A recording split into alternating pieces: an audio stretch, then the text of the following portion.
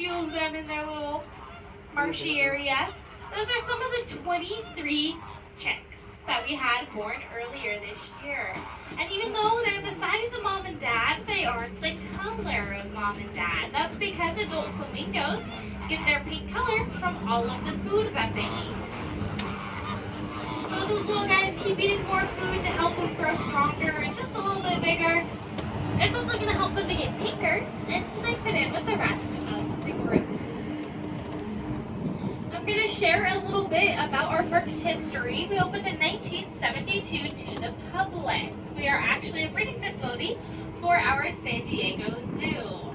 And the key here is to the public on when we opened. We actually were open for about 2 years before we became a zoo. And that's because our head vet over at the zoo at the time came up with the great idea to build this place. And it was all surrounded around this one idea that he had. And it was the idea to build these huge enclosures like what's coming up on the left-hand side. These enclosures, they're up to 60 acres each. They have hills and valleys for these animals to run around in, water for our pelicans, rocks and trees. And we don't have just one species out here.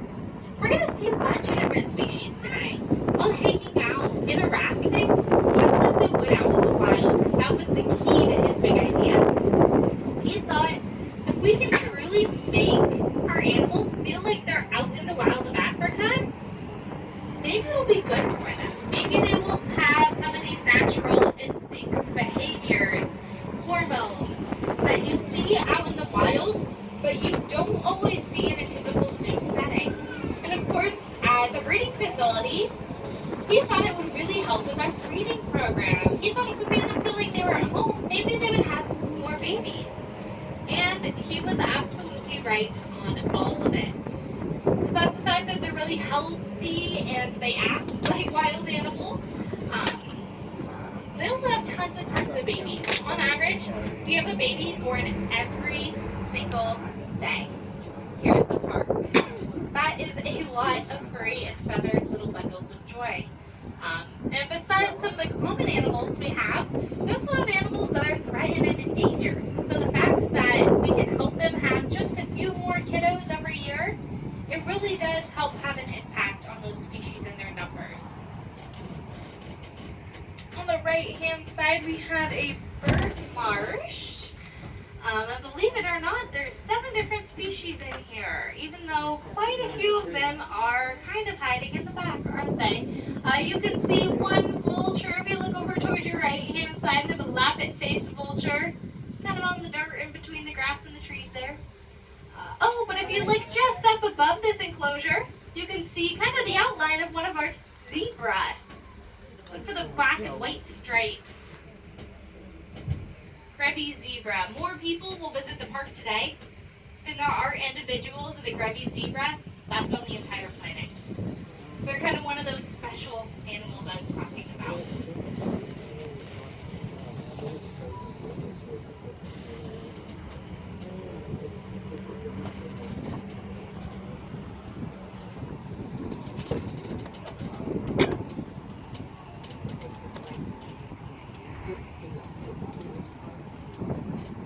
We have a good view at some of our gazelle. These are called springbok gazelle. Our little tan animals. They have black stripes on their sides and white tummies.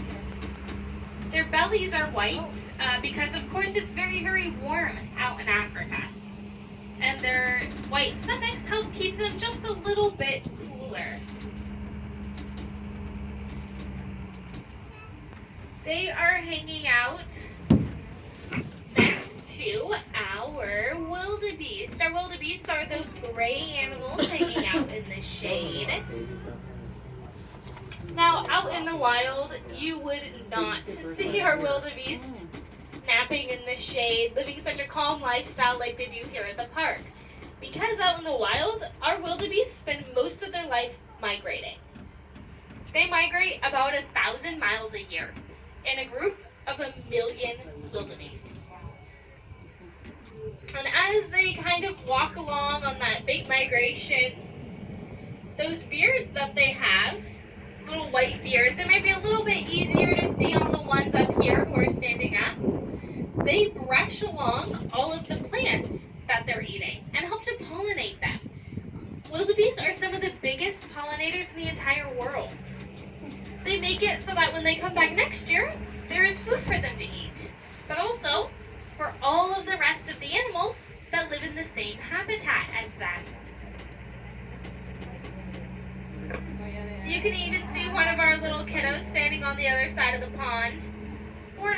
this year, just getting in some of those horns. Now for a lot of these species, both the boys and the girls have horns. And it is for exactly what you see going on out there. It is for a little bit of sparring behavior. They use those horns because where they're from, there's not a lot of food and there's not a lot of water. So they have to kind of compete amongst themselves to decide who's biggest, who's strongest, and who's going to get to eat and to drink first. So it looks like probably that guy on the right-hand side, or girl, I don't know, is a little bit bigger, a little bit stronger, and probably going to get the rights to eat and drink first.